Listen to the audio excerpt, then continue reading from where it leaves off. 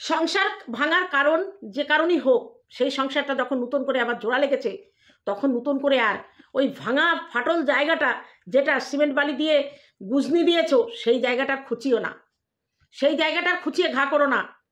খুঁচিয়ে ঘা করলে আবার শুকনো জায়গায়, শুকনো ঘাতে রক্ত বেরোবে, ঘাটা আবার ডগডগে হয়ে যাবে। সেই জন্য সাবধান, কথা বলো, কন্টেন্ট দাও, কন্ট্রোভার্সি চাও, কিন্তু পুরনো কথা তুলে সেই ঘাটাকে খুঁচিয়ে আবার ডগডগে ঘা করে তৈরি করো না, আখেরে তাতে তোমার লস হবে। হ্যালো বন্ধুরা, কেমন আছো? নিশ্চয়ই সকলে ভালো আছো। শুভ সন্ধ্যা সবাইকে। কার কথা বলছিলাম এতক্ষণ? অবশ্যই মন্দিরার কথা। আজকে সোমনাথ মন্দিরা দুজনকে আমি কিছু কথা বলবো, দুজনকেই বলবো। দেখো, আমি তো বলেছি সাপোর্ট করি বলে অন্ধ সাপোর্টার নই, যার যেখানে ভুল পাবো সেখানেই বলবো। আর আজকের কথায়, বেশিরভাগ কথায় কিন্তু আমি সাপোর্ট করব মন্দিরাকে, মন্দিরাকে সাপোর্ট করব। কিন্তু সোমনাথের ভিডিও এখনো দেখেনি, তার ভিডিও কেমন আসবে তারপরে দেখে তার ভিডিও। এই ভিডিওতে আমি যেটা দেখেছি আমি দুজনকেই বলবো। প্রথমে বলি মন্দিরার কথা। আচ্ছা মন্দিরা, সোমনাথ কাজ করে না। যখন বিয়ে করেছিলে, একটা বেকার ছেলেকে বিয়ে করেছিলে, তখন কি ভেবেছিলে তোমার ইউটিউবটা এরকম হবে? না, ভাবনি। তুমি হয়তো সেদিন প্রতিশ্রুতি দিয়েছিলে, সোমনাথ তুমি যা আমাকে খেতে দেবে আমি তাই খাবো, তুমি যেভাবে রাখবে আমি সেইভাবে রাখবো। সব প্রেমিক কিন্তু প্রেমিকা এক কথা বলে প্রেমিককে, কিন্তু প্রেমিক যখন তাকে ঠিকমতো বিয়ের পরে খাওয়াতে পড়াতে না পারে, তখন শুরু হয়ে যায় অশান্তি। ভালোবাসা, ভালোবাসা একরকম, অভাব যখন এসে দাঁড়ায় না সংসারে, ভালোবাসা তখন জানলা দিয়ে পালায়, এটা সোজা সাপটা কথা। কিন্তু আবার সেই অভাবকে জয় করে নিয়ে ভালোবাসাকে প্রতিষ্ঠা করতে অনেকেই হাসি মুখে আতপেটা খেয়ে ছেঁড়া কাপড় পরে ভালোবাসার স্বামী সন্তান সংসারকে নিয়ে জীবন কাটিয়ে তার কোথাও কোনো আক্ষেপ থাকে না। তার জ্বলন্ত উদাহরণ আমাদের মধ্যে অনেকেই আছে, ধরে ধরে দেয়া যায়। এবার বলি, নতুন করে মন্দিরার মনে হয়ে যায় যে সংসারটা ভেঙেছিল যে কারণে, সেই কারণটা নতুন করে স্বামী স্ত্রী ডিসকাস করবে। অফ ক্যামেরায় করা যেত না, ক্যামেরায় করেছো, ক্যামেরায় যখন করেছো তখন তো বলতেই হবে, তখন তো বলতেই হবে। কিন্তু অন্য কারের মতো বলতে পারবো না সোমনাথ ধর্মের সার, সোমনাথ কাপুরুষ, মেরুদণ্ডহীন পুরুষ, না এভাবে বলতে পারবো না। আর তোমাকেও বলতে পারবো না যে চরিত্রহীন মেয়ে ছেলে হ্যান তার, এভাবে বলা আমার পক্ষে সম্ভব নয়। কারণ যখন যে সিচুয়েশন চলে তখন সেইভাবে চলাটাকেই আমি শ্রেয় মনে করি। কারণ এখন তুমি সংসার করছো, এখন পুরনো অতীত তুলে তোমাকে একটা কথাও নাই। কিন্তু একটা কথা বলবো যে সোমনাথ যে কাজটা করছে আজকে থেকে না, অনেক দিন থেকে, কিন্তু বেশ কয়েক বছর ধরে সোমনাথ, বিশেষ করে ইউটিউবে যখন তোমার টাকা হয়েছে তারপর থেকেই সোমনাথ এই ল্যাপটপ কিনে দিলে, ল্যাপটপ নিয়ে এই ট্রেডিংয়ের ব্যবসা শুরু করলো। আমিও আগে বুঝতাম না, আমিও প্রথম যখন মন্দিরে আমাকে বলেছিল আমিও ভেবেছিলাম এটা জুয়া খেলা। না, এটা জুয়া খেলা না, এটা একটা বিজনেস। কিন্তু এই বিজনেস না ছাপোষা মানুষের ক্ষেত্রে হয় না। যাদের অগাধ আছে, অগাধ সময় আছে, অগাধ টাকা আছে, যাদের এই টাকার উপর ভরসা করে চলতে হয় না, তাদের ক্ষেত্রে এটা ঠিক আছে। সোমনাথ তোমাকে বলছি, মন্দিরাকে পরে বলছি, সোমনাথ তোমাকে বলছি, আজকে মন্দিরা এসে তোমার সঙ্গে সংসার করছে, তোমার দায়িত্ব বেড়েছে এবং তুমি নিজেকে অনেক পরিবর্তন করেছো, দেখতে পাচ্ছি। আগে যেমন কোনো কিছুই করতে না, সেখানে দেখছি আমরা জামা কাপড় তুলছো ছাদ থেকে, জামা কাপড় ভাঁজ করছো, জল ভরছো, আর জনির কাজটা তো তুমি করতে, বিছানা তুলছো, এগুলো করছো, এগুলো তোমার লাইফে নতুন সংযোজন। কারণ সংসার ক্ষেত্রে দুজনকেই হাত বাটাতে হয়, এটা আমরা জানি। মেয়েদের ছেলেদের বলে কোনো আলাদা কাজ থাকে না, সব কাজই মেয়েরা করতে পারে, সব কাজই ছেলেরা করতে পারে। সেখানে তুমি রান্না করে একদিন মন্দিরাকে খাওয়াতে পারো না, এটা তোমার অক্ষমতা। তুমি চেষ্টা করনি কোনোদিন শেখার। যখন মন্দিরা তোমাকে ছেড়ে গেছিল তখন একটা সুযোগ ছিল রান্নাটাকে অন্তত ঠিকঠাকভাবে শিখে নেয়ার, মায়ের কাছ থেকে হোক, যার কাছ থেকে হোক, শিখতে পারোনি। এটা তোমার ধাতে সয় না। দেখেছি অনেক পুরুষ খুন্তি হাতে নিতে নিজের ইগোতে লাগে, আবার অনেক পুরুষ আছে শখ করে রান্না করে স্ত্রী সন্তান এদের খাওয়াতে ভালোবাসে। যাই হোক, সেটা তোমার ধাতে নেই। এবার বলি, তুমি এই যে ট্রেডিং করছো সেটা নিয়ে মন্দিরার অবজেকশন, যে তুমি কি এমন কাজ করছো, যে কি বিজনেস করছো, যে বিজনেসের টাকা বিজনেসে যাচ্ছে, একটা টাকা হাতে আসছে না। এটাই কিন্তু আমি মন্দিরার সঙ্গে সহমত। কারণ তুমি সংসারী মানুষ, যতই মন্দিরা ইনকাম করুক এই সংসারে তোমার কিছু দেওয়া অবশ্যই তোমার কর্তব্য। কিন্তু আমি শুনলাম তুমি নাকি 8,000 টাকা করে দাও। ভালো কথা, 8,000 টাকা করে দিলে কোনো কথাই থাকে না। 8,000 তো তোমার খরচ লাগে, 8,000 টাকা তোমার খরচ লাগে। তুমি কিন্তু বলেছিলে যে সংসারে যা খরচ হবে অর্ধেক তুমি দেবে। তাহলে সংসারে কি 16,000 টাকা খরচ হয়?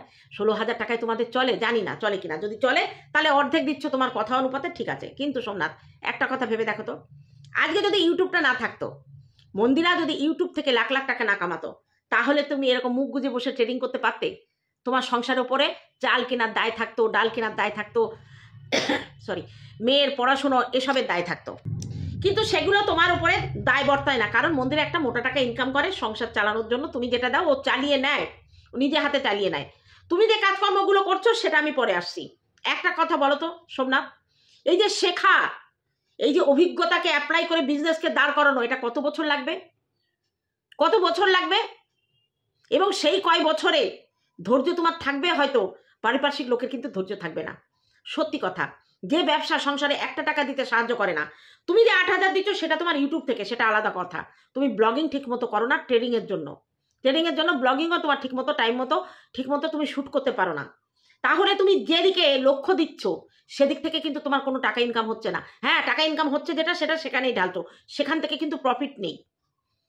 তাহলে আমার যদি আসল আর মানে মূলধন আর ব্যবসায় উপার্জিত টাকা যদি আমি এক করি, সেখানে যদি আমি সেই ব্যবসা থেকে আমার সংসারে বাড়তি একটা টাকাও ফেলতে না পারি, মূলত সেখানে লস হচ্ছে তোমার।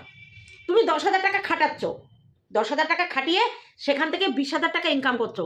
ইনকাম করে তুমি 10,000 টাকা যদি ব্যাংকের অ্যাকাউন্টে রাখতে, আবার 10,000 টাকা খাটাতে, সেখান থেকে আবার তুমি 20,000 ইনকাম করে, এইভাবে যদি তুমি ওই ট্রেডিং থেকে কিছু টাকা তুমি ক্যাশ রাখতে তোমার ব্যাংকে, তাহলে বুঝতাম প্রফিটটা না দেখা গেলে না কেউ মানবে না সংসারে, কেউ মানবে না সংসারে। মন্দিরা মানবে, এখন মানছে, কারণ মন্দিরা সংসার করতে চায়, সে সংসার ছেড়ে যেতে চায় না। সে তোমাকে ভালো বাসুক আর না বাসুক, তোমাকে আঁকড়ে ধরে কিন্তু সে সংসারটা করতে চায়, কারণ সে বুঝেছে সে জীবনে চরম ভুল করেছে। সেই ভুলের শিক্ষা নিয়ে সে এখন সংসার করছে। তার সংসারের মধ্যে কি দেরি করে ওঠা, ওটা হতেই পারে, দেরি করে ওঠা এটা হতেই পারে। সারা সপ্তাহ আমরা চাকরি করি, শনি রবিবার না, শনিবার সকালে আমাকে ডাকে না মেয়ে, আমাকে ডাকে না। আমি যদি 10টা অবধি শুয়ে থাকি, মেয়ে আমাকে ডাকে না, উঠে গিয়ে সে সকালের কাজটা করে দেয়, কারণ জানে মা প্রতিদিন উঠে রান্নাঘরে কাজ করে, শনি রবিবারে মা সকালে উঠবে না। এটা আমার মেয়ে বুঝেছে, আমার স্বামীও এটা বুঝতো। এবার মন্দিরা রাত জাগুক যা করুক, সে তো সংসারে একটা ইনকাম করছে। তাহলে সে যদি ভাবে যে না আমি বেলা করে উঠে আমার কাজ পুষিয়ে দেবো, হতেই পারে, কিন্তু সংসারের একমাত্র গৃহকর্ত্রী সে, তার সকালে ওঠাটাই স্বাভাবিক। যেহেতু বাচ্চা ছোট স্কুলে যায়, সেখানে মন্দিরার একটু ঘাটতি আছে। অবশ্যই আমার বাড়ি এসেছিল, আমার ছোট মেয়ে একটু বেলা করে ওঠে, ও রাতে পড়াশুনো করে, সেটা নিয়ে মন্দিরা বলছিল আহা সকালে ডাকলে যে কি বিরক্তি লাগে। আমার মেয়েও বলছিল সকালে উঠতে গেলে না, রাতে যদি জেগে পড়াশুনো করতে হয়, সকালবেলা উঠতে কষ্ট হয়। আমরা বুঝি মানুষ কিছু না কিছু সময় একটু আরাম সুখ খোঁজে, আর সকালের ঘুমটা সত্যি। আমি যখন পড়াশোনা করেছি তখন আমাকে ডেকে তুলতে হতো, আমি ইচ্ছা করে সকালে উঠতাম না। যাই হোক, এটা গেল মন্দিরের কথা। এবার তোমাকে বলি সোমনাথ, তুমি যে ট্রেডিং করছো, সেই ট্রেডিংয়ের উপরে কত বছর এক্সপেরিমেন্ট করবে আমি জানি না, কিন্তু এখনো সময় আছে। শক্তপোক্ত হয়ে ইউটিউবটা করো।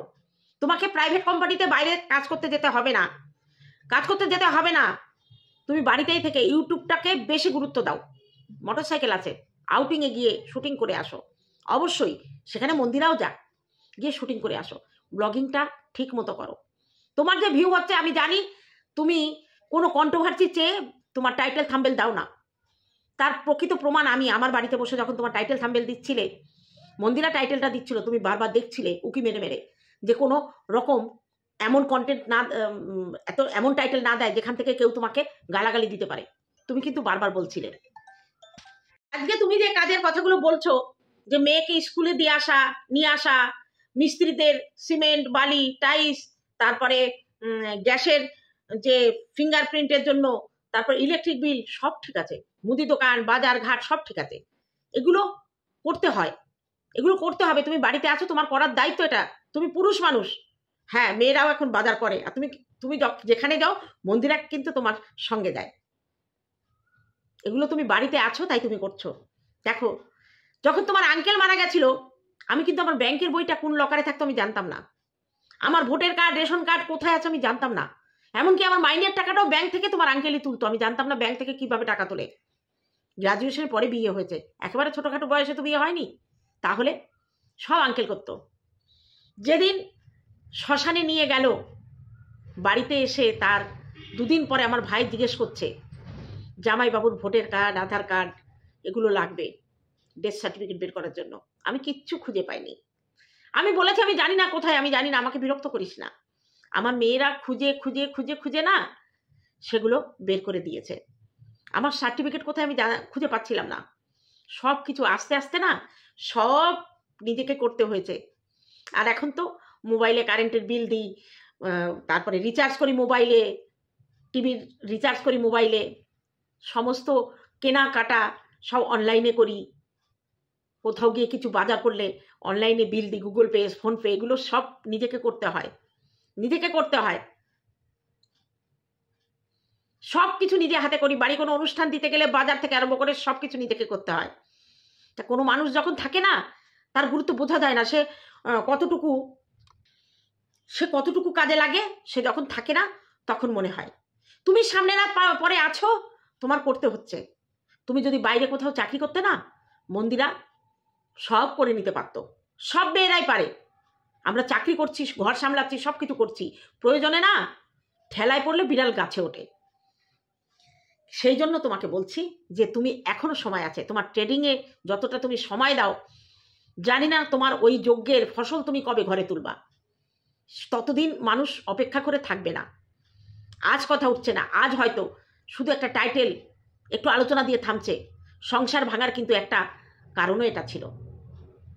এবার বলি মন্দিরাকে। মন্দিরা, সংসার ভাঙার কারণ শুধু অলসতা নয়, অলসতা নয়। পুরনো কথা আমি তুলব না, পুরনো কথা তুলে তোমাকে খোঁচা মারবো না।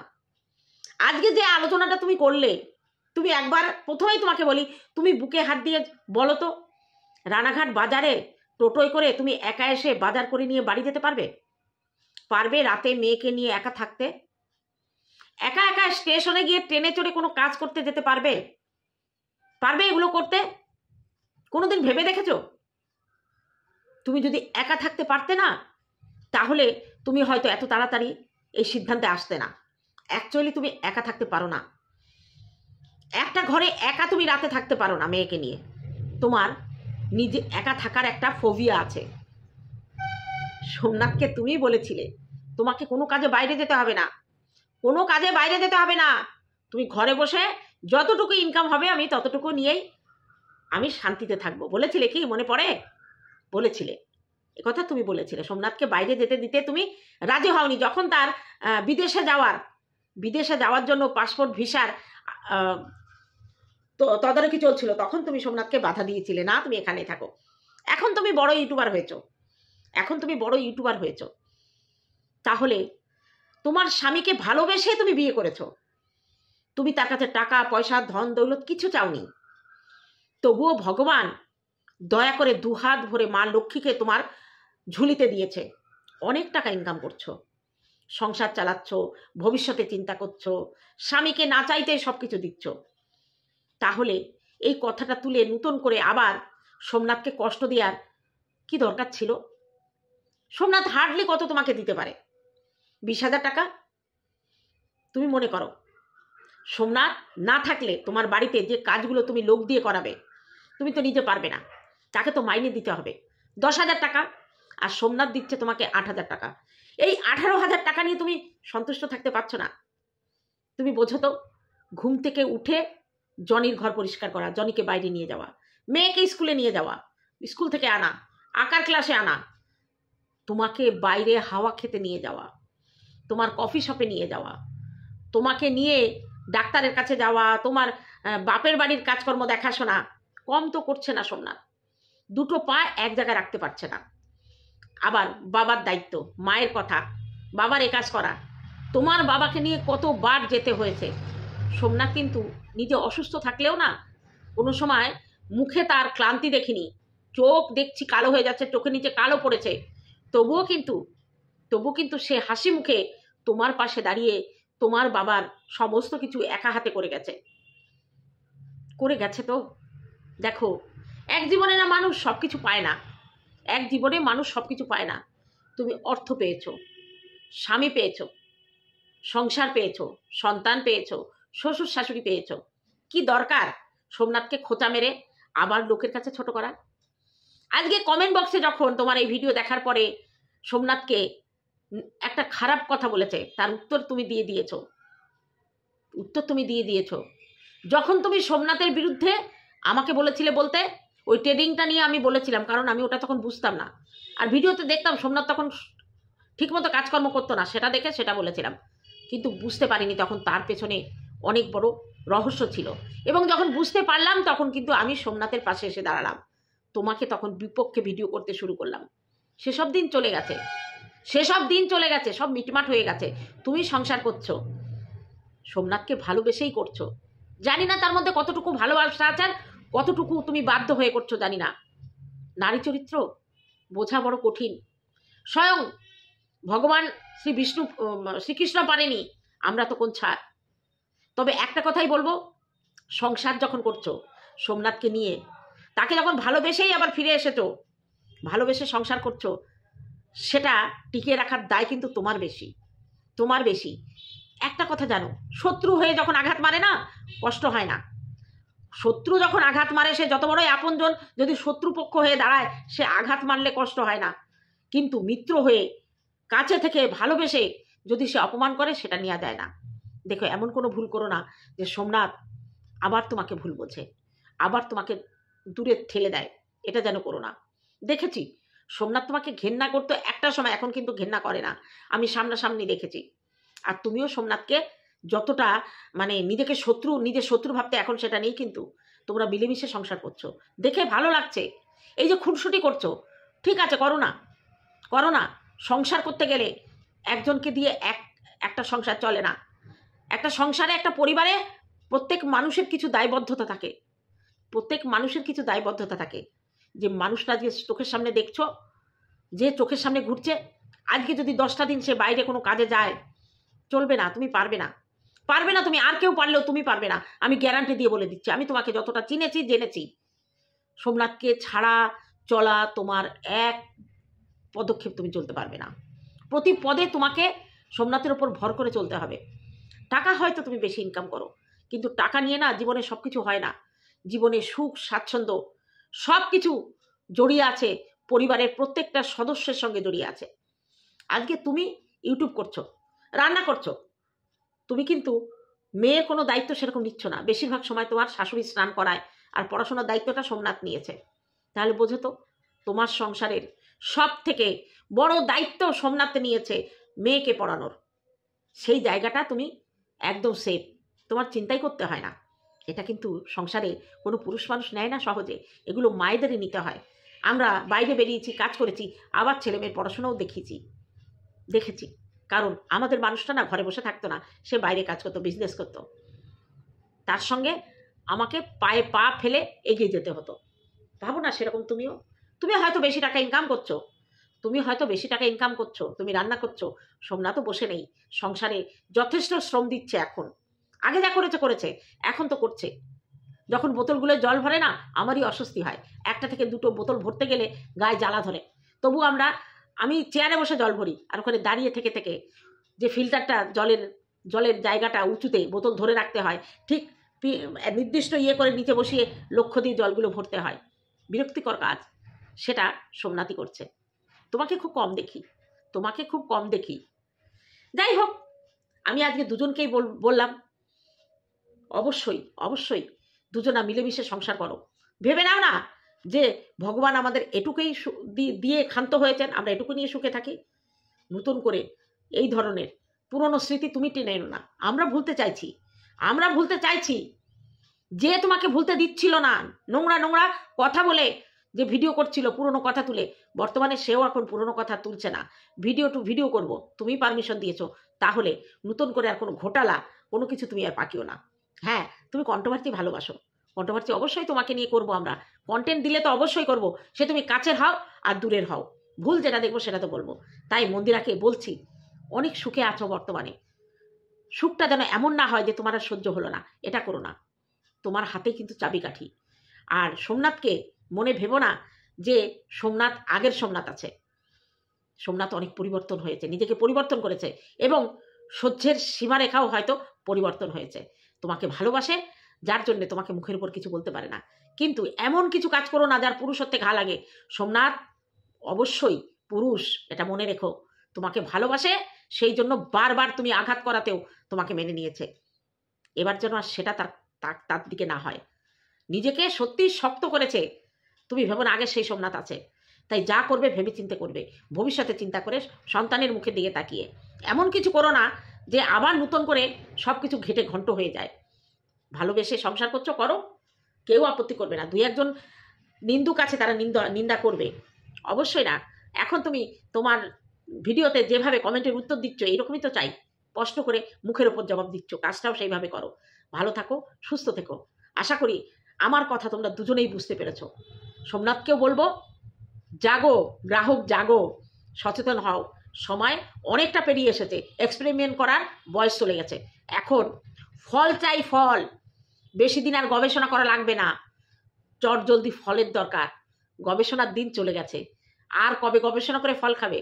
গাছ লাগিয়ে জল ঢালতে ঢালতে ঢালতে চুলে পাক ধরে গেল, ফল ধরবে কবে? ফলটা ধরাও, যে ফলটা খেয়ে সকলে শান্তি পাবে। যাই হোক, এই আন্টির কথা তোমরা কিভাবে নেবে, কিভাবে বুঝবে আমি জানি না। আমি যেটুকু বলার অবশ্যই বললাম, আর এইভাবে বলে যাব। তা কেমন লাগলো আমার ভিডিওটি আজকে? আমার কথায় তোমরা সহমত পোষণ করলে অবশ্যই কমেন্ট করো। এবং যদি আমার কোথাও ভুল থাকে, মন্দিরা সোমনাথ, তোমরাও কমেন্ট করে বলতে পারো যে আজকে আমি তোমাদের আঘাত করলাম কিনা। স্পষ্ট কথা বললে কিছুটা কষ্ট লাগে, কিছু করার নেই আমার, এটুকু তো বলতেই হবে। নইলে ওই যে আমি যে তোষামত করে চলি, লোকে বলে সেটাই তো প্রমাণ হবে। আমি তো সেটা প্রমাণ করতে দেব না। ভুল দেখলে অবশ্যই বলে যাব। চলো, টাটা আমার ভিউয়ারদের জন্য।